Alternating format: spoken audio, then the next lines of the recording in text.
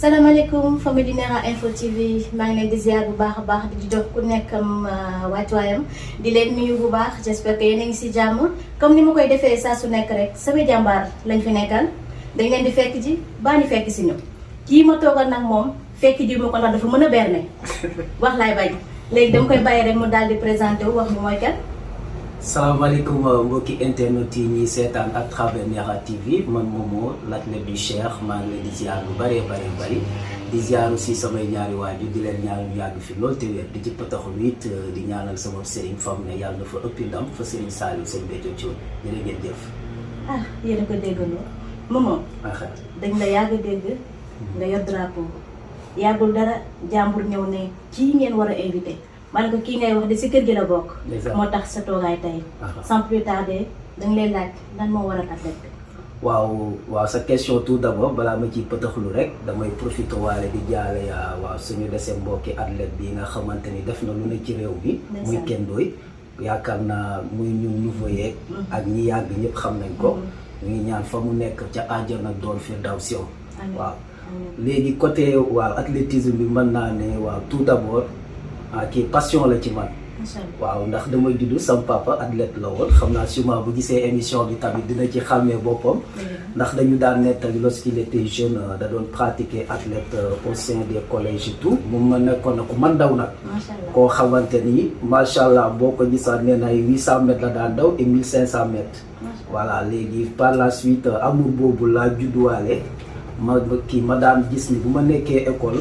waaw côté EPS ni buñ daan kii note toujours je me sortirai avec donc 20 sur 20 buñ daan def ay endurance je me suis toujours classé premier donc après waaw ma ni pourquoi pas waaw du ma tenté defi ko dem ci léegi par la suite sama benn cousin donc maa ngi koy nuyu sax à travers votre chaîne Dinera TV muy Jibi Gassama tey nee naa bu ma devenir un athlète aussi c'est grâce à lui moo ma jàpp ci loxo daanaka boobu ba may nekk athlétisme ba ma koy def j'avais déjà l'âge de 7 ans mais ba ma ci gën a dugg dëgg fekk xaw naa dëgër nag am na ay 12 ans mën naa ko wax ci la pratiquer à Duc mu yóbbu ma ba Duc boole maak de passage waaw coach yi maa ngi leen di ziar baax muy Christophe ak Libas ma dem def ay test macha allah donc moo commencé par des tests j'ai commencé par les courses de 800 mètres je me suis sorti bien avec aussi 1500 par la suite ñu xam ni samay capacité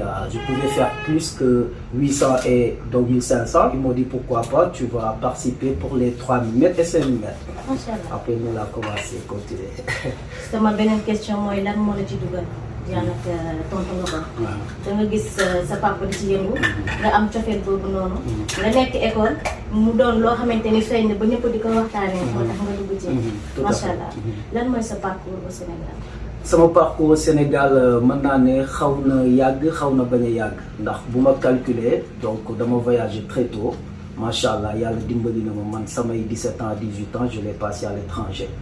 donc ce qui veut dire que mën naa ne yàgg na yàggul samay parcours nag dama daan dëgg yàlla participer marathon Sénégal yi ñu daan def comme FAG yooyu dama ci daan daw. en même temps aussi suñu compétition yi daan def locaux yi. dama ci daan participer jamono yooyu noonu maa ngi daan daw ay 800 après ma daan kii na compétir ci 3000 mètres yi am na yu ñu daan def ay Mbour dama daan dem.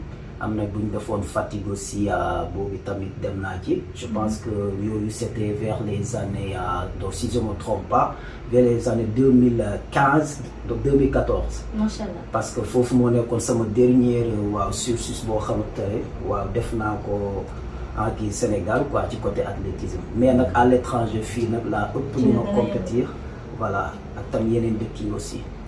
loolu lay waral ma laaj la pourquoi le Maroc tax nga choisir le Maroc.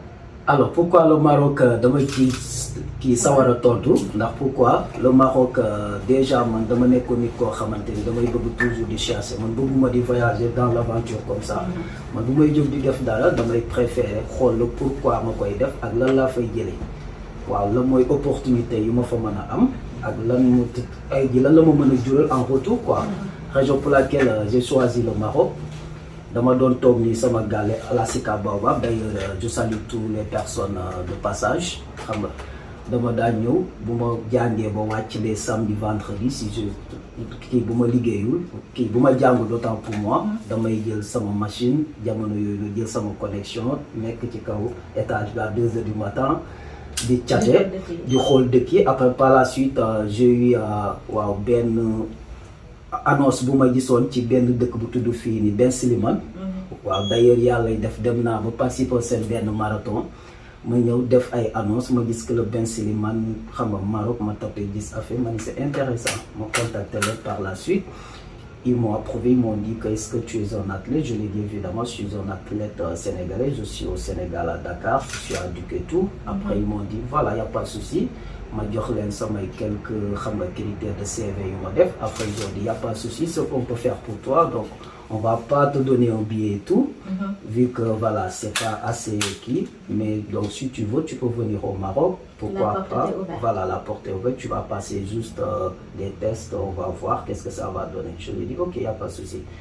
Par la suite, qu'il a commencé di def démarche yi, et ba ma demee def démarche yi, comme j'avais une licence, je pouvais pas quitter le club sans pour autant que man ndax licence bi ma amoon comme licence reconnue par la fédération sénégalaise d'athlétisme. Donc il fallait chaque année je dois renouveler, même si c'était à long terme 10 ans, mais chaque année je dois renouveler. Léegi ci laa dem wax ko ndeysaan Christophe ma ne ko am naa benn club bu ñu ma proposé au Maroc, pourquoi pas ma dem xool. Ñu ne ma mais est-ce que yow sa licence bi il faut nga xaar ndax chaque mois de mars laa doon war a renouveler. Man boobu c'était, je pense que c'était vers ay qui mois d'août, donc il restait beaucoup. Voilà, donc c'était pas du tout évident. Après ci lañ ma ne donc ça sera pas du tout donc possible. Donc soit da ngay toog wala kii ne mënoo dem. Ma ne leen ok, y a pas de souci. Jamono yooyu nag ci laa dem ci sama sëriñ Béthio Thioune. li may wax sa jour tey bu ma egsee tey fi ma egsi moom moo tax. moo waral l'athlète du Cheikh. moo waral l'athlète du Cheikh d'ailleurs bu moo ko fësal. moom moo exigé les cantakoon aussi ñu may woy l'athlète du Cheikh. Donc c'est pas un nom que je me suis créé toute seule, c'est grâce à Serigne Béthio et il a exigé ça. ñi may seetaan cantakoon yi mag yi xam nañ li may wax. Donc après ci laa dem ci moom ziar ko ma ne ko ah Thioune ñu ngi lay ziar.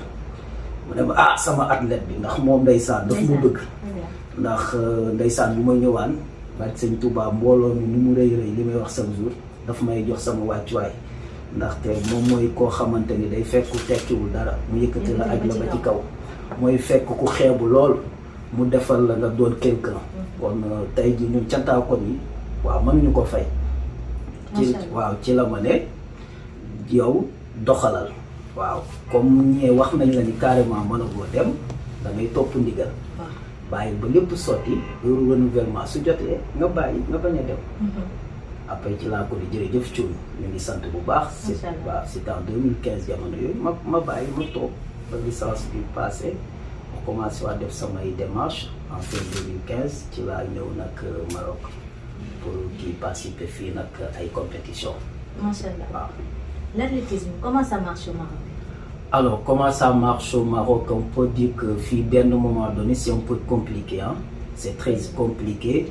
Déjà, pour qui intégrer un club, c'est pas évident. Dama daan toog jamono yooyu noonu maa ngi dëkk Maarif dama daan toog tamit di chatter ci internet bi di xool ay club. Benn jour comme Idéal Bourgogne, c'est pas loin de chez moi, c'est à Bourgogne, benn club waaw marocain la bu fi nekk privé. Ma def ay démarches en vendredi ma dem fa di leen ne leen man je suis un athlète ma woon leen sama kii photocopie licence et tout ñu xam ni carrément c'est un athlète.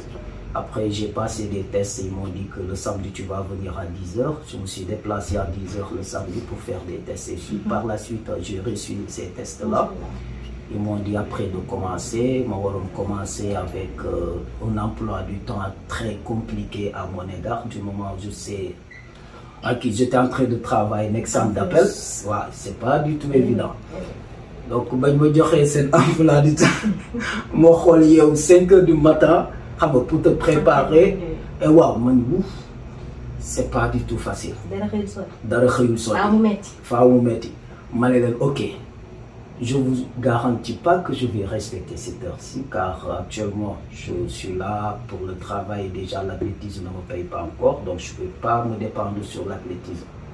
Après ci laa jékki-jékki ñu ma ne leen ce que je peux vous assurer n'est que les mercredis et les samedis matin je vais venir m'entraîner après ñu ne ma ok amul problème may ñëw di entraîner benn moment donné ñu gis ni tamit maa ngi évoluer maa ngi def samay performance et tout ñu ne ma léegi ce qu'on te propose on va te proposer un salaire donc bëgguma tudd salaire bi mais li yàlla xam voilà avec des horaires aussi ñu ne ma tu vas venir ici tu vas respecter comme un athlète normal il faut que tamit ñi xam ni c'est pas évident que ñun li ñuy def nii ngay liggéey en même temps di daw je te jure tey ñi xam sport déjà ñi ko xam dëgg-dëgg xam nañ ni da ngay am benn suivi amoo beneen activité booy def bu dul sport la dafa fiir mënoo ko booleeg dara ni ngay xëyee di liggéey di wàcc noonu nga ko war a xëyee di ko def ndax moom mi dafa am àkkam surtout hygiène de vie bi waaw cadre de vie bi ngay évoluer aussi c'est très important moo tax yooyu yëpp c'est très difficile pour man tey jii ma egsi fi ma egsi mën naa ko wax ndax dama daan toog wax dëgg yàlla liggéey bi damay wàcc fi may liggéey 9 heures de log laa am donc déjà avant ngay dem sur site il te faut déjà des préparations de 2 heures de temps le temps ngay dem déjà si tu cumules tout ça tu vas passer pratiquement 12 heures de temps yoo xamante ni ci mbedd mi nga koy def donc imagine tu peux pas venir à la maison xam nga te doucher wala te préparer de quoi manger pour après ne da ngay dawi qu'on se dise la vérité dafa metti donc benn moment dama doon jékki-jékki xam nga waaw craquer quoi di maanaam c'est difficile quoi bu ma koy wax voilà c'est tellement compliqué ndax tey bu ma egsee fii ñi may seetaan dëgg xam sama démb fii Maroc mën nañ xam ni dafa métti déjà liggéey kese dafa métti dootal sa bopp nga war ci boole le sport c'est compliqué waaye c'est très compliqué vraiment Momo est-ce que am nga bourse wala de l'aide venant du Sénégal venant du Sénégal mën naa ne amaguma ko bu njëkk de passage maa ngi saluer Massamba Sarr mu fi nekkoon d'ailleurs des fois moo ma daan jàppale ci certains marathons amoon na benn marathon boo xamante ni waa CCA sax ñoo ko organisé woon donc il voulait un athlète sénégalais qui devait passer pour représenter le Sénégal automatiquement ils se sont déplacés au consulat par la suite mu jox leen sama numéro ne leen carrément j'ai un athlète sénégalais qui est là, qui fait tous les marathons internationaux. Quand je précise, je ne cours pas pour les marathons locaux. Moi, je participe à des marathons internationaux, sur le niveau international. Voilà. Moi, je suis mon voyage au Chine, au Japon, en Turquie aussi, en Tunisie. Voilà, c'était pour le cadre des marathons internationaux. Après, je suis participé au marathon. Je me suis classé 6e. Vraiment, c'était à saluer. Il était sur les tribunes et tout. Il était fier de tout ça car j'ai porté le drapeau dignement. Je l'ai bien représenté comme un Sénégalais. Voilà. Donc, tu l'as participé au marathon. 21 km la défense, c'est pas du tout évident. Ndax tolloon naa fay temps yoo xamante ni samay dàll yi ma doon dawee dama ko bàyyi woon Sénégal comme tout début était difficile. dama daan jël sama daal yi may sansee laa daan jël di ko dawi jee te avec grâce à ça je m'en sortais kon sant yàlla tey bu yàlla defee bu ma egsi fii sans bourse sans dara mais toujours dem naa ba léegi bu may daw drapeau Sénégal day feeñ comme étant un athlète sénégalais d'ailleurs yéen da ngeen koy gis loolu fierté la moom la ñuy gis saa su nekk voilà tout à fait alors Momo képp ku jóg am nga wéeruwaay tamit nooy def pour génn si sans aide ni subvention. Alors sans aide ni subvention nu may def ba génn ci mooy tout d'abord man dama nekk nit koo xamante ni ñàkk jëriñu laa ma sa xamal donte macha allah juddu naa ci famille boo xamante ni ñu ngi sant bu baax. macha allah jàng ba mu jotee sama papa ñu ngi may dégg waaw école privée la ma mas a dugal. bañ na ba sama frère yi des fois sax ak sœurs yi dañuy ne sama papa man la gën a bëgg donc tey sama papa dafa ma jàngal loo xamante ni da ngay gëm sa bopp. nit tey loo am yaa ko moomal sa bopp ndax man damay defaale ay business donc macha allah déjà li ma sol yi kaw ak suuf 100% Zara la xanaa waaw pour ne pas faire publicité foofu laa doon bëgg a jaar Momo daw moo la fi indi nga ñëw nekk ci liggéey bi Momo yaa ngi sañseel marque boobu le Momo nu fa demee noonu tamit non c'est parce que li ngay wax ni xam nga ça colle la question voilà ça colle ndax déjà bourse bi waaw mën naa ne loolu tey mooy tax samay petit business yooyu noonu voilà di ko fat ndax man dama nekk nit ko xam ne comme tey jii état bi peut-être xam nga ñoom tey comme classé gu ma premier et deuxième donc il peut pas se focaliser sur ma personne donc raison pour laquelle ma ne attends lii man d'ailleurs man déjà dama ko bëgg du ma xaar maanaam ko ma dimbali mais man damay dimbali sa bopp ku ci mën a ñëw tamit nga ñëw voilà loolu nag moo ma dugal Zara boobu loolu Momo inter 12 métiers waaw loolu daal la demee Momo actuellement est-ce qu'il y a des compétitions en préparation? Tout à fait, beaucoup de préparation des compétitions sur l'international, sur national aussi ici au Maroc. D'ailleurs, à partir du 26 février, Inch'Allah, on a un marathon à Insiba pour les 10 km. Mais je ne sais pas si participer ou pas, vu que c'est ma licence. D'ailleurs, voilà, je salue M. Diba de passage. Sans que je ne sais pas, pour nous renouveler sa licence professionnelle. Je vais participer à une compétition. Donc, déjà, je salue vraiment les acte de citoyenneté. Wow. Donc, am na tamit yoo xamante ni war naa ko kii ni participer maa ngi xool yoo xam ne tamit c'est le Chine et au Japon. maa ngi xool comment je peux faire aussi pour y participer car maintenant je peux plus me focaliser sur le marathon international au Maroc. Déjà il y a un calendrier chargé à partir du mois de mars, le 12 mars aussi prochain au complexe Mohamed V. Mais actuellement je me suis focalisé sur le semi-marathon en commençant par les 21 km, les 35 km. Donc pour le moment, Maroc est territoire marocain. Voilà. Pour le moment, Maroc là n'est comme mais dans nos en 2018 avant le Covid dans nos samay collègues sax yi may seetaan xam nañ ko dama daan dem am na marathon boo xamante ni c'était au Chine et au Japon. J'ai parti là-bas, ouais, j'y étais je peux dire j'ai fait même là-bas un mois. Donc def naa fa ay compétition yoo xamante ni 6 événements la mais ay 21 kilomètres la woon c'était pas du tout facile et tout mais je m'en suis sorti bien waaw. L'athlète du Cher, femme de l'unité. Alors maman, quel conseil tu donnes aux athlètes qui sont au Sénégal? Waaw seen dëgg yàlla conseil yi may jox athlètes yi mooy bu ñu découragé bu ñu xaaragum dara ci état ndax nit ku ne yow déjà état na yow nit ki rek yow tu te considères comme un état donc man li may wax chaque jour avant ngay def dara yow dis-toi man qu'est-ce que je peux faire pour mon pays. D'abord. On ne peut pas attendre tout de son pays. Malgré dont on est des porteurs de voix aujourd'hui, on est des personnes sportives. Donc, taille de valeur bignam, machallah, nous nous barrions quoi. Nous représenter ce drapeau, c'est une fierté. Quand nous nous xamanteni ñu ngi ci athlétisme concernant sur donc Léopold Sédar Senghor wala ñu ngi Iba Mar Diop wala ñu ngi ci yeneen sous-région yi wala nekk sax pourquoi pas dans les universités wala les lycées di ci yëngu bu leen décourager gëm leen seen bopp. xam ni waaw tout début est difficile mais bu ngeen gëmee seen bopp rek di ngeen ci génn quoi incha allah. macha allah damay dégg ñu naan yenul yéen bi ma daal di lay jàppale mooy si yow. kon lépp li nga bëgg rek jugal dem ci ñu daal di lay fekk si. te di leen ñaan ngeen jàppale suñu jàmbaar bi la. moom quel est ton dernier mot?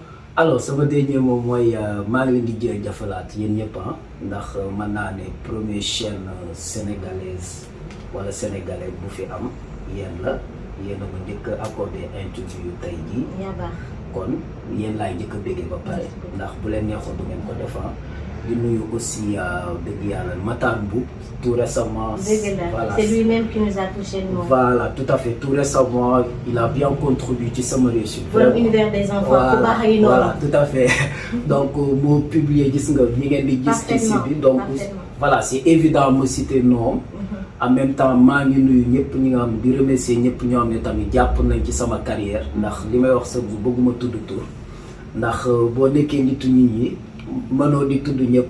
lu ko mooy boo fàttee rek waaw boo limee juum waaye daal maa ngi nuyu ñëpp dina Momo Faye l'athlète du Cheikh athlète Sëñ Béthio maa ngi leen di ziar di ñaan ñëpp nañ ma ñaanal ma gën a yokk ci carrière bi ba ma dem ba ñu may dégg fi ñuy dégg ñoom Bekele pourquoi pas ma romb ko waaw di jaajëfalaat ñëpp di leen merci beaucoup et à la prochaine inchallah sa yoon leer na bul tëj bu ragal waaye moom mooy yi may gis nii tamit yu yi ñuy dem loo ci wax. Ndera yii de mën naa ne instant yaa ngi duggaat ci beneen histoire. fan nga dugg ci. yii waaw bii comme li ma la waxoon rek bii moom. je pense que voilà c'est déjà mis. ndax maanaam marathon yi li ci neex mooy ñun athlètes yi dañuy bëgg di kii nii di bokk ci marathon yi car c'est pas donné à tout le monde. déjà xol bi rek ça joue. dëgg la ñun li ñuy liggéey dafa metti mais bii nii c'était donc Agadir la woon loolu duma ko mas a fàtte. boo xoolee c'était kii nii Agadir 21 kilomètres la woon. bii tamit je me suis classé 6e aussi. macha allah waaw bii duma ko fàtte mukk marathon bu metti la woon car c'était difficile pour ma dem pour ma participer j'avais pas du tout assez de fonds. duma ko fàttaliku de passage maa ngi ci nuyuwaale waaw universel waaw allemand bi wan suñu universel bi cantaakoon yi. ci je me rappelle moo ma ci daanaka jàppale woon ci passe bi déplacement yi. ak même fi may daloon sax waaw. bii nii mën naa ne voilà bii laa mujjee defa mooy tout récemment bi ma jël nii tout récemment mooy 10 kilomètres 10e édition bu Casablanca bi. waaw yii tamit yii la dama sélectionné juste yu Maroc yi. voilà yii tamit moom la Grand Prix international de Mohamed Dia. yii tamit c'était un Mohamed Dia tamit yooyu la daal comme yii rek ni nga ko gisee daal. waaw te xam naa ne yu bëri nga kër ga toog. non yu bëri je peux dire que ici au Maroc am naa fii pratiquement 20 médailles ah. macha allah am naa 20 médailles yoo xam ne fii surtout yi ma gën a marqué yëpp nag mooy ñaar yi. macha allah waaw. ndax bii nii c'était les 15 kilomètres de Bouskoura. d'ailleurs ñoom fii ñëpp xam nañ ko mooy le marathon le plus suivi daanaka ci marathon ya waaye fii nii c'était aussi mois de mars bi tamit waaw metti woon na 21 kilomètres la woon c'était très dur ces moments-là. ndax 2018 daal mën naa ni 2018 2017 c'était très compliqué ci athlétisme bi c'est pas comme maintenant nga xamante ni macha allah. je m'en sors un peu. alhamdulilah yal na yokk yal na yokk ba nga yëg ko. ñi la wër tamit daal di koy yëg ñoom it. waaw bii tamit moom bii tam anecdote la. macha allah bii c'était en 2017. bii d'ailleurs ma Samba Sarr dem naa bureau ndeysaan ba mu recevoir ma ba ma won ko kii boobu tam kii 4e laa jëloon moom la ñu aggravé nii. xam nga 21 kilomètres la woon. bii nii benn éthiopien moo ma gagné. d'accord donc j'ai vu passer l'argent comme ça. je te jure dama doon jooy ndax j'avais tellement de projets à ça. voilà donc bii tamit c'était Bouskoura aussi 21 kilomètres aussi. tout cela j'avais de bons primes et tout avec des bons classements sur le niveau international. macha allah di la ñaanal fi nga jëm doon leer rek. te avancé bu la dara baare incha allah rabbi. nii laa koy defee saa su nekk. c'était Momo Linter l'athlète du Cher. ku ñu war a jàppale la mu jëm ci kanam. nit ku baax nit ku woyof. waaye nag dama lay merewaat boo ñu invité waatu ci yeneen compétition yi. la dernière fois laaj naa la ngeen ma non je veux pas déplacer les personnes à 5 heures du matin. li ko jar rek moo ko jar. yow mets-nous au courant rek et tu sauras. deex la yéen kay naa leen mettre au courant. maa ngi jégaluwaat tamit. ñoo fàtte ne waaw bu ñuy fàtte samay événement yi may def le 4. bii di ñëw le 4 mars. am nañ soirée boo xamante ni moo lay doon. ñu bëgg a liggéey moom chaque nekk leen ci biir. di nuyu tamit ñi ma àndal ñëpp waaw jërë ngeen jëf mbokki internet Neha TV. C'était Neha dans votre émission Mediambar. C'était Mamadou Faye. Merci beaucoup, à la prochaine.